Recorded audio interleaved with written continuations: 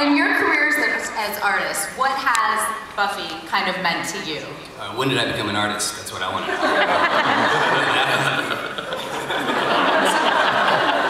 Nick, tell us about getting cast for Xander. I was not the first choice.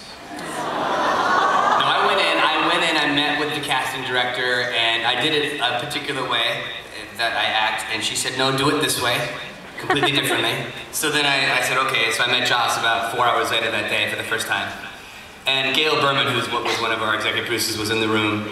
And she was on the phone talking to somebody, and I just kind of walk in, I'm like, hey, tell that person they stole my money. I'm like, ba ba ba, bing bing. And then I do the scene, and Joss, the way I was instructed, and Joss is like, that guy that walked in the room, do it that way. And I'm like, I knew it. So then I did it that way, I wanted to do it, and then I got a phone call that I was testing at Fox on a Friday, and the next day, and I just literally, it was just nothing but loose bowel syndrome. You know what I mean? So nervous. So nervous. So I go and like, I'm so special, and I go to test at Fox, and there are like 9 other Xanders there, you know? And I'm like, maybe I'm not that special. So I did my scene, I was really nervous, and I ended up sitting in the head of Fox Studios was sitting in the front row. Typically the people that are in the front row are the most important people. I ended up sitting on his lap and playing with his hair after my audition was done. Yeah, well no, but the note was, they passed 2 of us to the WB on that Monday, and the note was, watch him, he's a bit nervous. And so, on Monday I went in, and it was me and this other guy. The guy went in first, and then I went in, and I had just had a general meeting in this particular office like 2 months ago with this casting director, so I felt very comfortable in this office, and I'm like, oh my god, I know this office. And then I'm doing the audition scene, and I'm like, holy shit, I'm nailing this right now. You know what I mean? I'm like, Nikki, keep it together. Keep it together. So I nailed it. And I walk out, I'm like, holy shit, I just nailed it. I'm like, I nailed it. And then I went with, then me and the guy are sitting there about 5 or 10 minutes, and they come out and they say, all right, Nicholas, you can go home, we're gonna torture this guy one more time. I said, okay. So what had happened was, since he was the first choice, they gave him the opportunities to do what I just did. He didn't do it, I got the phone call on the way to the opera parlor in Santa Monica at 8 o'clock in the morning the next day.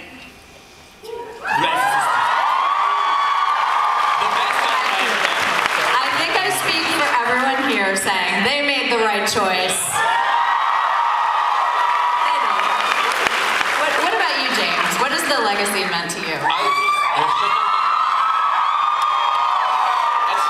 I've never been asked anything remotely like that, for real. I mean, I'm kind of stumped, man, but the one thing I can come up with is you really never know what's going to happen in life. Every time you think you know what you're planning on, it all changes. Because I came down to Los Angeles with my nose in the air, having come from theater for like 15 years, and I was like, I just had a son, and I was like, okay, I now have to make money, so now I'm literally going to go whore myself out in LA, like I always promised I would never do, and I don't care what I do, I'll end up doing some junk for television. And I remember when I got the call for Buffy, I had told my manager that I would do anything. It was like, I'll be Al's sidekick, I don't care. And then I got the call for Buffy the Vampire Slayer, I was like, oh, well, not that. They said, well, James, this is actually really good, man, just watch it. It has a funny name. He said, do you see the movie? I said, no. And I go, and he goes, this is Tuesday night, just watch the show and then call us back and see if you want to do this thing tomorrow. And I watched the show, and like halfway into it, I was like, Jesus Christ, oh my God, this is awesome!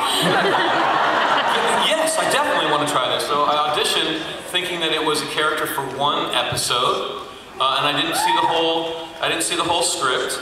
And I just went in there, and I was like, man, these sides are really fun, man. This is very cool. So I auditioned for it, and I got it, and they sent me this script, and I was like, I'm all in the script. I have a big part. That's great.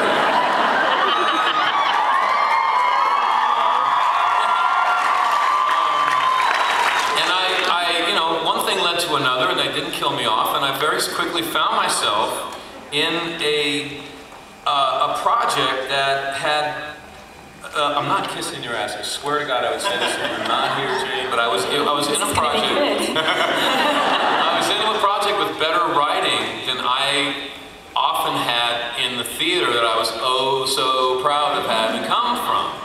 And it got to the point point where it actually got terrifying. There was one point in season 6 where I realized that you guys would make me, I had to show up 24 hours, 5 days a week, wear or not wear whatever you guys cooked up, and do whatever you guys decided to have me do to whoever you decided to have me do it, and I had to do that. And like the thing is like, if you do a play or a movie, you can read the script in advance and say, okay, I can give that, or I can put myself through that, or I don't want to. If you sign up for a television show, most of the time, if you read the pilot script, you know pretty much what's going to happen every single other time. It's going to be kind of the same story for 7 years. But with Buffy, it's different. You're signed on for 7 years, but you're going to be asked to do God knows what. And that you had to wear a bra. Yeah. There were days I would have been thankful for a bra. Speedos. Wow. So I remember kind of being terrified about that and kind of hiding in my trailer going, don't give me another script, please. And then I realized how lucky I was to be terrified. Because as an artist, that's what you want. You don't want to be safe. You want to challenge yourself. You want to be shoved over the cliff and say, you know, you're going to either splat or fly, dude. Start flapping, you know. So it really, for me, it was just surprise after surprise after surprise, and really that I got in the middle of something much better than I ever had thought that I was getting into.